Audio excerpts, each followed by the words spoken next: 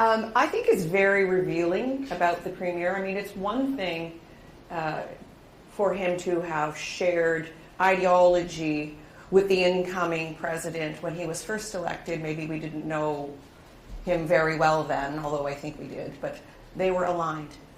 But knowing the President of the United States was going to wager a trade war with us and engage in very punitive tariffs, we have to wonder why that would be beneficial to Doug Ford and why he would stand with a president whose intent was to hurt and to punish us in a trade war,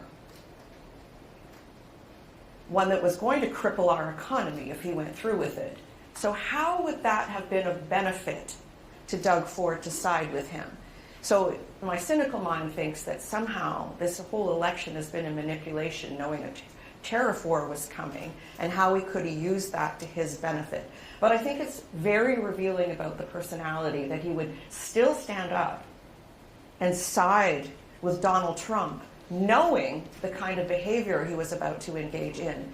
So you're saying he almost was leveraging, he wanted Trump to win so he could use him as a pretext for an election? That's what it looks like, Martin.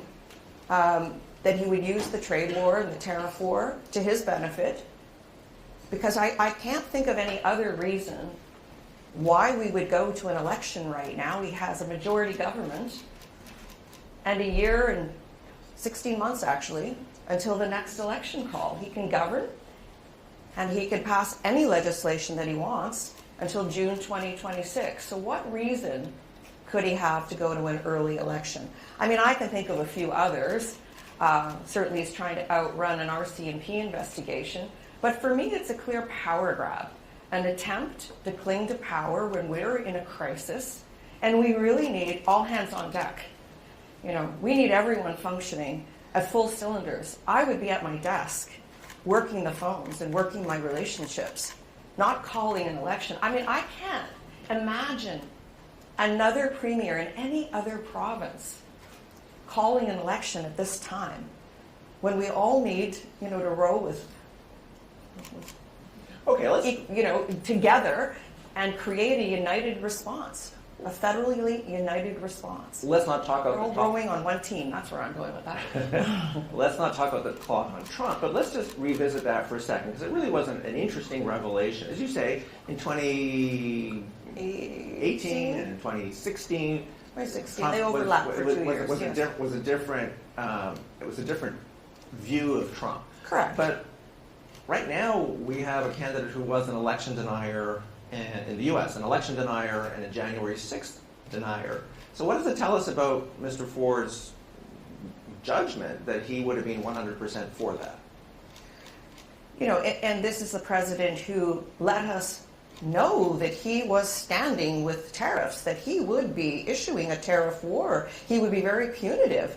He stood on the tariff platform, and that's what was coming. It wasn't a surprise after he was elected. He let us all know that he was going to issue a trade war. So what does it say about a man who is a leader in this province who would stand with the president knowing that he was going to be hurtful to our economy? It seems to me that he would use it. He was looking to use it to his own personal benefit. Okay, quick follow-up. Is this the kind of, how serious, is this a one-day wonder? Is this the kind of break that you need to break out of the campaign? I don't think it's a one-day wonder. There are always these moments in a campaign that are kind of pivot points, turning points, that are revealing about a person's character when you say, kind of those aha moments. Wait, you know, I was cynical about you before, but, you know, maybe there weren't a lot of alternatives. I wasn't looking seriously at the alternatives before, but maybe now I should be. You know, it's one of those. Plus the early election call, I think I have to share with you that we're at the doors every day talking to voters, because that's what you have to do in an election campaign. Not go to Washington? No, you don't go to Washington when you're a candidate in an election. You go to Washington when you're premier and building relationships, but not when you're a candidate in an election. No, that's an abuse of power and an abuse of the resources at your government resources at your disposal. That is something called the Caretaker Convention, and that's not to be breached, but we think it might be.